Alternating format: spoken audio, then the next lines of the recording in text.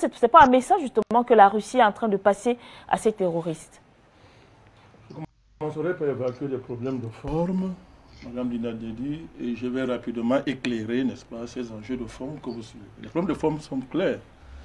Je ne connais pas qui donne le pouvoir à mon ami Esso de classifier les panafricanistes en extrême, en modéré et tout, et tout. Donc, je crois que, n'est-ce pas, lui, il est modéré. Ça permettrait d'avoir des visas pour entrer en France. Moi, le président Banakani, moi, le président, vous avez bien compris, ne vous dérangez pas. Et je parle en amitié, hein. Ça veut dire qu'on se comprend bien. Moi, le président Banakani, je ne sais pas ce que je vais aller faire devant une ambassade française pour demander un visa. Je ne sais pas ce que je vais aller chercher devant un pays européen pour demander un visa. Je suis de ceux des Africains qui ont tourné le dos à ce genre de choses et qui travaillent pour que l'Afrique devienne la référence. Et c'est ce qui va se passer. Les Occidentaux vont venir demander à manger aux Africains dans l'année qui vient. Ça commence avec le Portugal.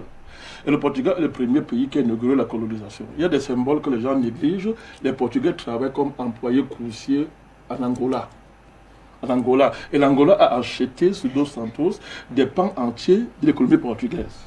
Donc moi je suis de ceux-là qui travaillent pour que, n'est-ce pas, les Occidentaux viendront en Afrique, n'est-ce pas, ils vont mourir, ils vont traverser les mers, ils vont mourir là, comme ils tuent les Africains en la Méditerranée, mais nous on ne va pas les tuer. Ils vont passer de l'eau, ils vont mourir en masse pour venir demander à manger ici. Donc moi je sais, ça fait des visas. Si on me donne un visa, c'est moi qui fais l'honneur à la France de la visiter. Moi. C'est un honneur pour la France que moi, Balankali, je la visite.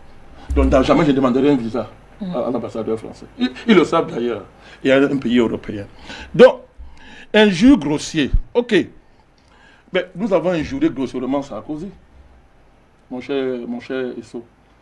La justice française vient de faire quoi? Double condamnation. Vous connaissez pour quel délit? Alors, on dit que ce sont des délits de la correctionnelle. Ça relève de la correctionnelle. Et vous le savez très bien. Donc, nous, à l'époque, des gens comme vous nous ont dit, non, non, vous êtes grossier quand vous les insultez. Vous êtes grossier. Alors, je dis que Macron, mentalement déréglé, vous estimez que ce sont les injures grossiers. Alors, je vais vous démontrer que ce ne sont pas les injures. Quand on attrape un voleur en train de voler, on l'appelle voleur. Vous l'appelez voleur. Vous ne l'avez pas insulté. Comment vous qualifiez un monsieur qui décide d'envoyer 10 millions de vaccins périmés pour soigner, entre guillemets, des gens dans un continent où il n'y a pas de malades? Vous l'appelez quoi? C'est un homme normal, ça? C'est normal? Vous voulez habiller quoi en Afrique? Qu'est-ce que vous voulez habiller? Depuis qu'on habille, ça a donné quoi? La modération au Mali a donné quoi? A abouti, n'est-ce pas, à la division du pays en deux. Et aujourd'hui, un radical, que tu appelles patriote, mais que les Français appellent radical, extrémiste, Assimi Goïta, est en train de vouloir sauver son pays. Donc, les mots, la guerre des mots, tu dois nous rejoindre dans cette guerre, c'est important. Je comprends tes métaphores, mais la guerre des mots est importante. Quand je prononce mes phrases, je sais de quoi je parle. Donc, quand je dis que Macron est un déréglé, je suis même gentil. Parce que quand le moment viendra, dans des temps anciens, c'est un fusil qui aurait explosé son avion en plein vol. On regarde ce qu'ils font en Afrique. On regarde ce qu'ils font en Afrique. Les Africains sont trop pacifiques. Peut-être ça a du bon. Peut-être, je ne sais pas. Mais on est d'un pacifisme souvent qui peut faire croire aux gens qu'on est des lâches. Et ce qui se passe au Mali là, c'est que le début de l'avertissement. Un temps va venir où les officiers français ne mettront plus pied en Afrique. À cause de leurs crimes sur ce continent. Et ce temps n'est pas loin. Maintenant, dans le fond, quand j'ai dit ça, et merci de m'avoir permis de clarifier, mon cher ami, quand j'ai fini de dire ça, maintenant, le fond. La Russie est crédible, Madame Linda Dedi. C'est de la crédibilité d'un parti. C'est de cela qu'il s'agit.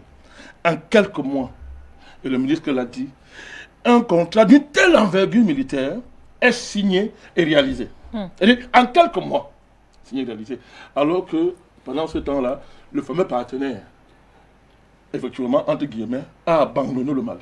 Comme l'a dit le Premier ministre Choguel Maïga à la tribune de l'ONU, avec une intelligence politique et géopolitique que j'ai saluée. Parce que le mot-là, vous voyez, a fait sortir les voyous de l'État français de leur cachette. C'est un mot. Et Choguel a bien réfléchi, je sais. Et je le salue ça. Ça, c'est du génie politique. Il a bien réfléchi. Il a sorti le mot à l'endroit où il fallait sortir le mot là. À la tribune de l'ONU, vous voyez depuis, panique de l'État français. Un mot. Panique de l'État français. Ils sont paniqués et ils disent n'importe quoi. Mon cher Esso, quand la France dit, pour te dire que nous on connaît très bien les enjeux qui arrivent là. Et je vais vous démontrer rapidement que la Russie sait où elle met les pieds. Elle sait où elle met les pieds. Et Assimi Goïta, un militaire averti, sait lui aussi quels sont les enjeux du partenariat qu'il engage avec la Russie. Je vous dis ça très rapidement. Quand la France dit que le Mali va se mettre à dos de la communauté internationale, c'est le mot qu'il a utilisé, va se mettre au banc de la communauté internationale, quand elle va signer cet accord, elle veut dire quoi? C'est que la France va faire la guerre au Mali. C'est ça que ça veut dire. Alors, voyons donc les moyens que la France a pour faire la guerre au Mali. Voyons donc la guerre. La France, quoi s'est passé, c'est quoi? La France espère, dans ses hallucinations coloniales, elle espère qu'elle va mobiliser l'OTAN, n'est-ce pas? Elle va mobiliser l'OTAN, c'est de ça qu'il s'agit, dans une guerre par procuration, dans le Sahel. C'est le projet qu'elle veut. Et la face avancée de cette guerre, ça va être les voyous de l'Azawad. Ça va être les voyous de l'Azawad. C'est ça le plan. Donc, elle va se mettre derrière l'Azawad, elle va les surramer. Elle ne sera pas en première ligne, elle va les surramer, ils vont les surramer pour attaquer l'État malien. Et derrière, ils vont se mettre derrière, pour base arrière, le Niger, où un autre petit apprenti, petit supplétif criminel a été élu démocratiquement à la tête du Niger, Bazoum, et que les gens voient maintenant qui est là, qui on appelle Bazoum. Et à travers lui, qui était son prédécesseur, qui a démocratiquement laissé le pouvoir. Laissé le pouvoir. Et en foutant son fils dans les cuisses de M. Bazoum, il est le ministre du ciel et de la terre. Le fils de M. Issoufou qui est parti. Donc le Niger va être la base arrière, comme on peut faire de la Guinée, la base arrière, en mettant devant de la scène un bandit qu'on appelle Doumbouya, qui est un Français. Qui est un Français. Qui est un Français. Mais tout ça, vous croyez que les Russes ne savent pas? Les Russes le savent, mon cher ami. Un pareil scénario s'est réalisé en Syrie. Qui a perdu la guerre en Syrie? Qui a perdu la guerre en Syrie? La Russie a fouetté les Occidentaux. Je dis bien fouetté. L'Occident réuni collectif en Syrie a été fouetté par la Russie. Fouetté par la Russie. Et l'armée syrienne. Et le peuple syrien. Cette conjonction du patriotisme du peuple syrien, de la solidité militaire de l'armée syrienne et de l'alliance géomilitaire avec la Russie a produit la défaite honteuse de l'Occident en Syrie. Et aujourd'hui, alors nous parlons, ils remplissent les salles d'attente de Bachar el-Assad, qu'ils ont incité hier assassin. Et vous les modérés, vous n'avez rien dit. De criminels, aujourd'hui, ils sont dans sa salle d'attente, ils attendent, ils supplient Assad pour le marché de la reconstruction. C'est ce qui va se passer au Mali. Il y a très peu de temps. Les Russes le savent. Ils ne sont pas naïfs, les Russes le savent. Assimi Goïta le sait. On est là dans le jeu, là. C'est la préface, mon cher. C'est le préambule militaire. Ce qu'on fait là, c'est rien. On sait quel est le projet français. Ça ne marchera pas. Pourquoi ça ne marchera pas? Les voyous de la Zawala, ils ont fait la guerre un jour. Ils ont fait la guerre un jour. Le théâtre, les films qui tournaient là-bas dans le désert, là, avec les Français. Et quand ils affrontaient l'armée malienne, désarmée, à dessein, par les pions de la France, qui ont gouverné le Mali, ils ont désarmé l'armée à dessein. Et du coup, les gens de la Zawad ont cru qu'ils sont forts parce qu'ils tournaient les films. Là, le film est fini. Nous allons voir les gens de la Zawad qui vont aller faire la guerre avec les Russes. On va voir. Oui, vous voulez qu'on parle? On va voir donc les gens de la Zawad, terroristes, aller affronter, n'est-ce pas, l'alliance militaro-russe malienne. Vous comprenez? On va les voir aller affronter. Et on verra donc son affaire à des terroristes. S'ils peuvent tirer une balle en l'air, mon cher ami. Nous sommes très optimistes et on sait ce qui se prépare. Ce n'est pas un jeu qu'on fait ici. Il y aura la guerre. Le Mali est en guerre. Goïta le sait. La guerre va peut-être monter d'un cran. Mais la France a fait la guerre avec qui? La France a gagné quelle guerre où? Elle a quel soldat qui peut faire la guerre? Ah, merci, merci. Vous le savez donc très bien. Qui? En Libye, c'est les Américains qui les fournissaient tout. Partout où ils sont, les Américains leur fournissent tout.